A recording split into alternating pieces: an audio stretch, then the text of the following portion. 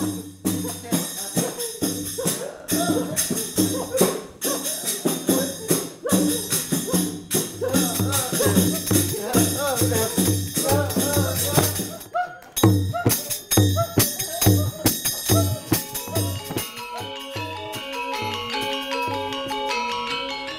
desa Bengkale ini banyak anak-anak yang mengalami tuli bisu.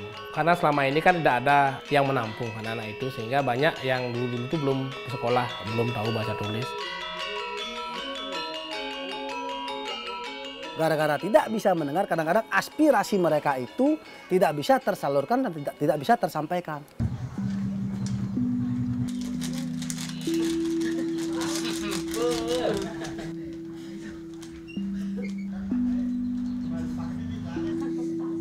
Zaman itu, zaman penguasa semuanya ditentukan oleh raja. Apa dikatakan raja itu adalah suara Tuhan. Mungkin saat itu mengalami situasi bagaimana, dalam tanda kutip kalau di Bali disebut dengan Sang Hyang Jayapati yang suka memberikan kutukan. Nah mudah-mudahan itu dalam cepat atau lambat akan berakhir dalam 1000 tahun. Sekarang kan sudah kalau lihat dari tahun keluarnya prasasti itu, tahun 1181 Masehi itu sudah mencapai 873 tahun lagi.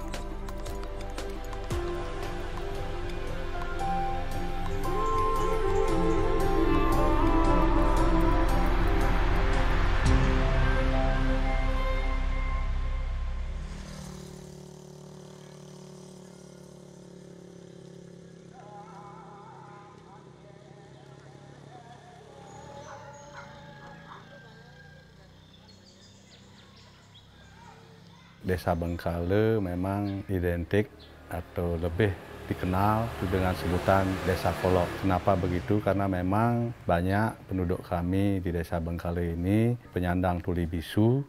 Di dalam bahasa lokalnya, penyandang tuli bisu ini disebut kolok. Sebagian besar warga Desa Bengkale atau warga kami itu kehidupannya sebagai petani, dan sebagian kecil juga ada yang sebagai pegawai swasta, wira swasta, buruh bangunan, tapi ada juga mereka adalah pelaku UMKM.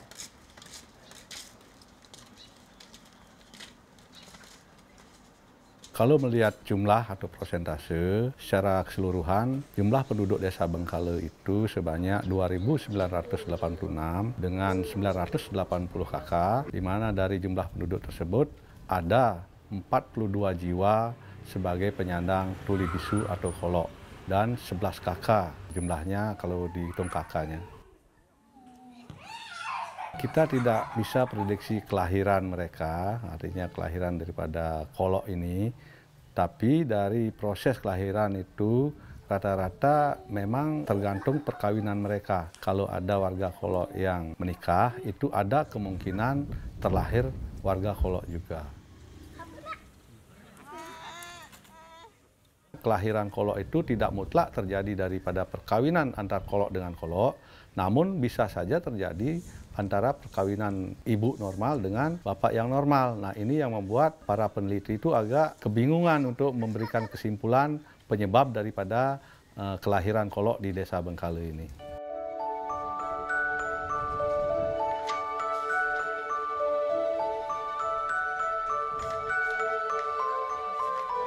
Kalau dilihat dari rasio, Bengkale ini termasuk tertinggi di Indonesia. Bahkan 4 dunia kita di sini kalau di Indonesia.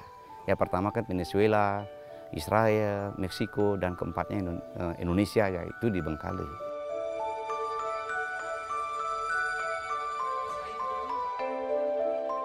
Ada beberapa literasi yang pernah saya baca. Yang pertama kita lihat dari segi mitologi, cerita rakyat, bahwa masyarakat Bengkale itu dulu berdasarkan tulisan dari Prasasti Bengkale yang terbit pada tahun 1103 Saka, kemudian 1181 Masehi. Di situ disebutkan bahwa masyarakat Bengkale ini pernah mengalami perlakuan yang sewenang-wenang dari penguasa saat itu. Dalam perjalanannya mereka itu melakukan, dalam tanda kutip, melawan penguasa saat itu dengan cara diam. Dari segi ilmiah tentu kita harus mengacu pada penelitian yang bisa dipertanggungjawabkan. Kalau dilihat dari kajian ilmiah atau medis begitu, banyak sekali ada penelitian di sini. Dokter dari Amerika, John T. Hainan itu dari Archipelago Universitas itu tahun 93 sampai 98. Nah, beliau mengkaji keberadaan masyarakat tuli bisu ini dari berbagai sudut ilmu, baik dari anatomi tubuhnya, kemudian yang paling berkesan bagi saya adalah pengambilan sampel. Jadi DNA, sampel darah dari masyarakat kami, itu bukan masyarakat tuli bisu aja, semua masyarakat diambil acak sebanyak 200 orang. Nah, dari kesimpulannya beliau, dari 200 orang itu, hampir rata-rata mereka itu memiliki peluang punya keturunan tuli bisu. Solusi yang ditawarkan kepada kami, masyarakat Bengkale, adalah yang pertama, menghindari perkawinan antar keluarga. Jadi satu darah keturunan secara vertikal. Misalnya perkawinan sepupu yang betul-betul tabu di masyarakat kami di sini.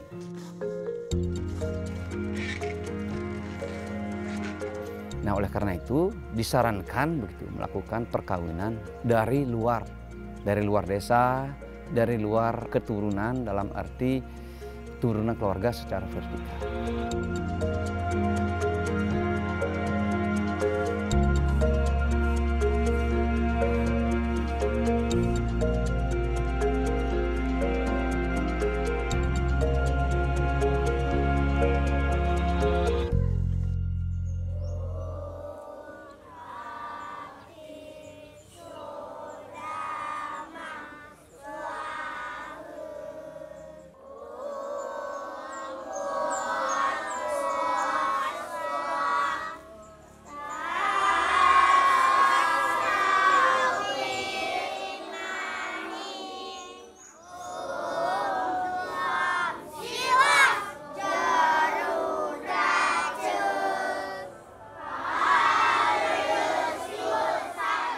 Mengenai siswa yang berkebutuhan khusus seperti kolok, itu jumlah keseluruhan itu ada 7 orang yang terbagi atas per kelas. Itu kelas 1 itu ada 1 orang, kelas 2 itu ada 2 orang, kemudian kelas 3 itu ada 2 orang, dan kelas 5 itu ada 2 orang. Jadi dari keseluruhan itu ada 6 perempuan dan 1 laki-laki.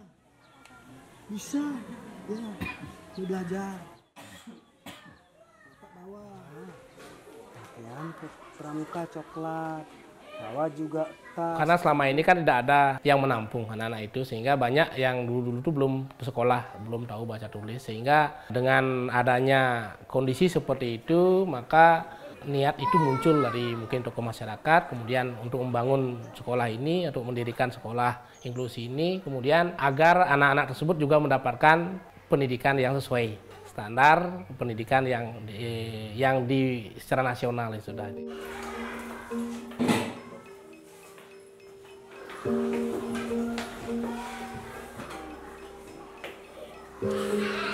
Pagi, apa kabar? Sehat? Sehat? Tidak sakit? Mau belajar? Tidak boleh lain-lain. Lihat. Untuk sistem pembelajaran berkaitan dengan anak-anak inklusi, itu kami menggunakan kurikulum yang sama. Itu kemudian dari sisi pembelajaran itu adalah misalnya dari kelas 1, kelas 2 itu masih penanaman konsep bahasa isyaratnya.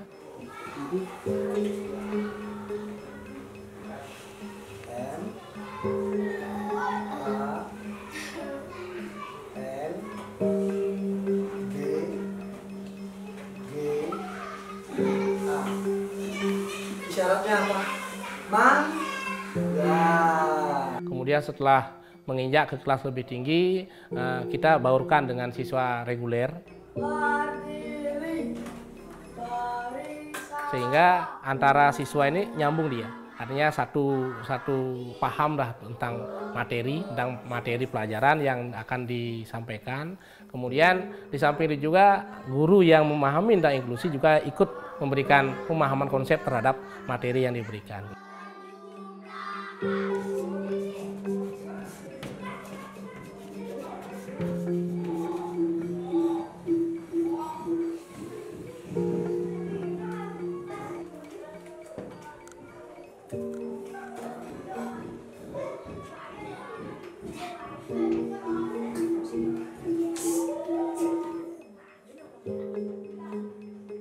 Kita tetap menggunakan bahasa yang asli dari desa ya, yang disebut itu bahasa kata kolok. Kata kolok ini itu terlahir dari bawaan orang tua mereka. Nah, kita tetap menggunakan bahasa kata kolok ini agar mempermudah kita untuk berkomunikasi di dalam kelas. Contoh, karena kita ada sekolah inklusi, ada satu orang guru normal dan saya sendiri selaku penerjemah. Terkadang di dalam kelas itu kita sama guru yang normal itu menjelaskan secara perlahan sekali, dan bahkan saya sendiri kadang-kadang berulang-ulang menjelaskan atau menerjemahkan bahasa mereka agar tidak terjadinya miskomunikasi.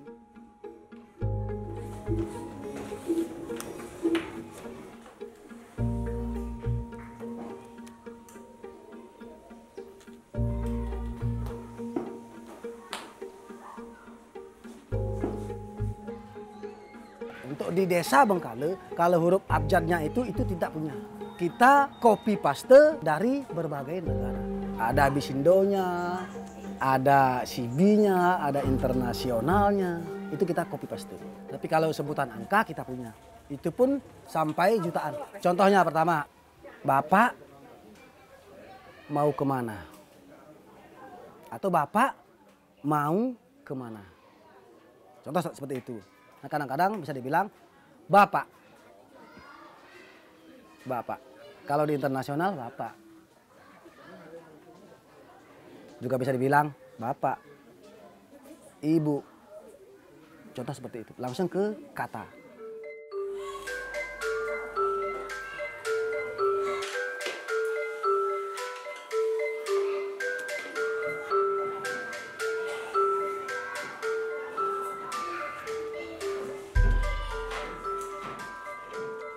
Cara mereka itu mengikuti pembelajaran itu memang kadang-kadang sangat lambat sekali. Tapi begitu mereka paham apa yang kita maksudkan, dia kadang-kadang kemampuannya untuk bertanyanya melampaui dari kelas yang dia ada. Contoh kelas 3, dia itu sewajarnya kelas 3. Tapi ada beberapa mata pelajaran yang mungkin kurang penyampaiannya atau mungkin atau bagaimana itu dia itu lambat. Tapi terkadang ada juga beberapa mata pelajaran yang melampaui dari kelas yang ia tempati. Kadang-kadang dia lebih mampu menyelesaikan tugas yang di kelas 5. Kadang-kadang juga di kelas 4. Nanti kalau ada bapak-bapak atau ibu ngomong terima kasih, kalian harus jawab kembali. Ya, oke?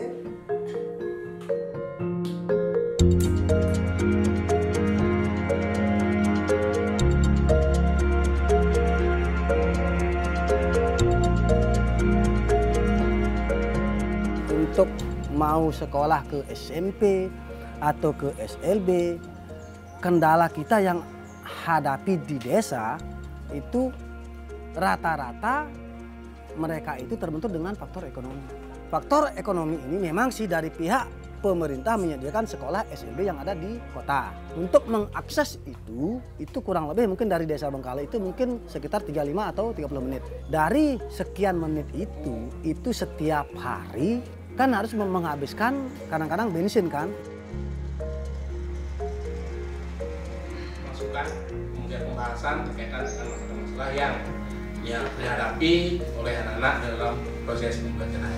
Artinya masih kekurangan seperti media, praktek media. Intinya media pembelajaran yang seperti gambar-gambar seperti itu. bisa mengembangkan diri kita juga. Saya juga berharap bantuan dari pihak pemerintah berkaitan dengan sarana prasarana pendidikan untuk anak-anak inklusi lebih ditingkatkan lagi dan perhatian yang khusus terhadap anak-anak inklusi, karena terus terang saja anak-anak itu membutuhkan perhatian khusus baik itu dari masyarakat, dari pemerintah, dan secara umumnya lah dunia lah harus memperhatikan hal itu karena ini manusia juga, artinya dia membutuhkan hak yang sama terhadap segala yang menjadi fasilitas pemerintah itu.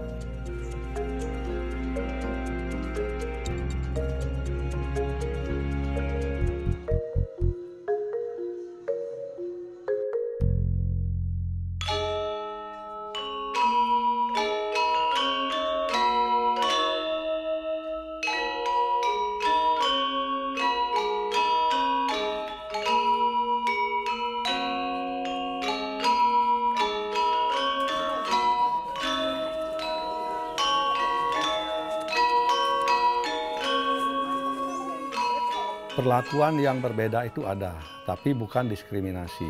Justru mereka kita perlakukan secara khusus, di mana dalam hal pembangunan ataupun kegiatan upacara keagamaan lainnya, mereka kita berikan tugas-tugas khusus yang tidak dilakukan oleh masyarakat normal. Artinya dengan keterbatasan mereka, karena tidak mampu melakukan pekerjaan atau tugas yang dilakukan oleh orang normal, mereka kita kasih tugas khusus. Nah, ini tentunya akan meringankan juga beban daripada mereka dan mereka bisa ikut berpartisipasi dalam segala hal, baik itu pembangunan secara umum dan juga kegiatan-kegiatan keupacaraan di adat istiadat Desa Bengkale.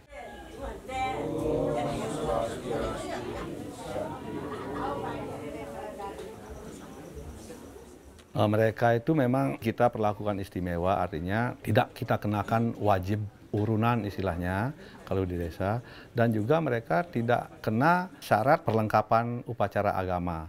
Namun mereka diberikan tugas khusus seperti sebagai seksi kebersihan setelah kegiatan upacara itu berlangsung.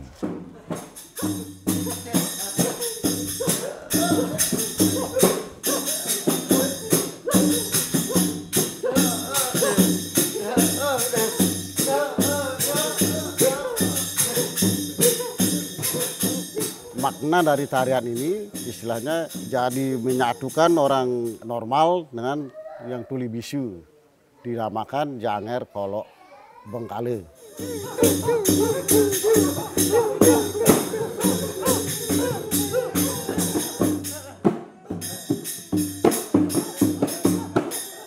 Memang yang jelas saya mengajarkan karena saya orang normal, dia orang tuli bisu. Dalam situasi mengajar kesulitan dalam artian ini harus sabar. Masalahnya ini, kalau bilang 1-2 kali belum bisa ngerti kadang-kadang. Sampai 3 kali baru ya perlahan-lahan itulah. Saya mengajarkan dia nari melalui catatan dia. Kalau pertama gini gerakannya, kedua gini, ketiga gini. Karena lamanya latihan dia hafal jadinya gitu.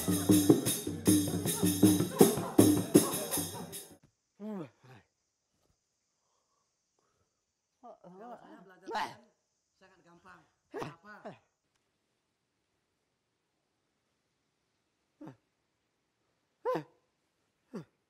Kalau tidak salah, berpikir saya waktu usia umur 20 tahun.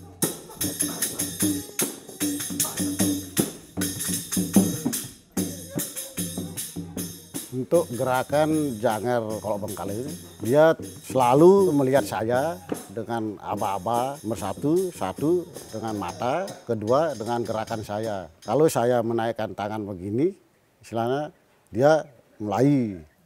Kalau sudah begini saya, dia berhenti. Di sini perlu adanya kerjasama. Kadang-kadang saya yang mengikuti dia, itu juga sebaliknya kadang-kadang saya yang kasih kode, dia yang mengikuti gitu.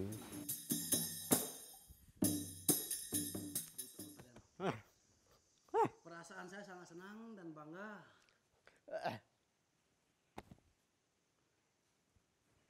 Kenapa? Karena di sini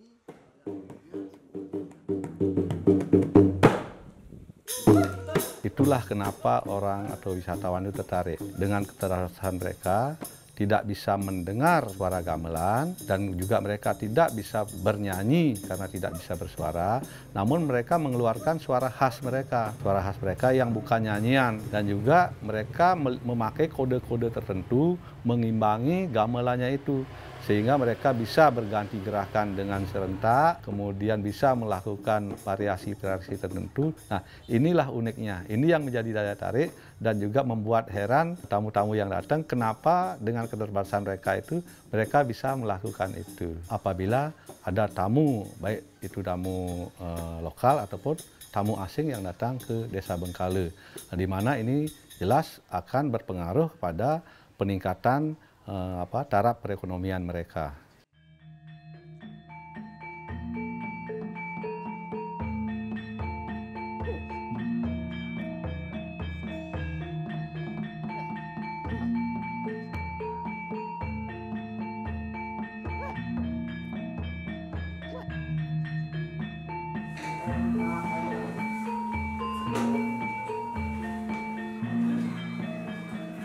Kita berusaha untuk membangun bagaimana warga Kolok ini bisa memulihkan kepercayaan dirinya, mau untuk bersekolah dan mampu menguasai teknologi sehingga mereka bisa mengikuti perkembangan sesuai dengan zaman saat ini.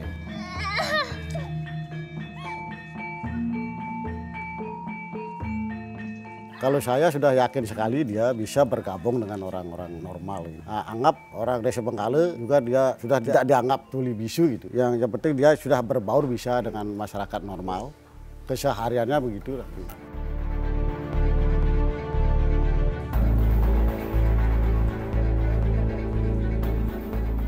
Siapapun yang berkunjung ke Desa Bengkale itu lebih menjadikan warga Kolok ini tidak sebagai objek, namun tentunya juga ikut membantu bagaimana mereka bisa berdaya guna dan juga memberikan kesempatan atau peluang baik itu dalam peningkatan karir tentunya yang bermanfaat bagi peningkatan kualitas hidup mereka. Saya ingin membangun karakter mereka dengan menuntaskan buta huruf, buta aksara, agar dia itu bisa mengenal beberapa dari bagian yang ada di Indonesia.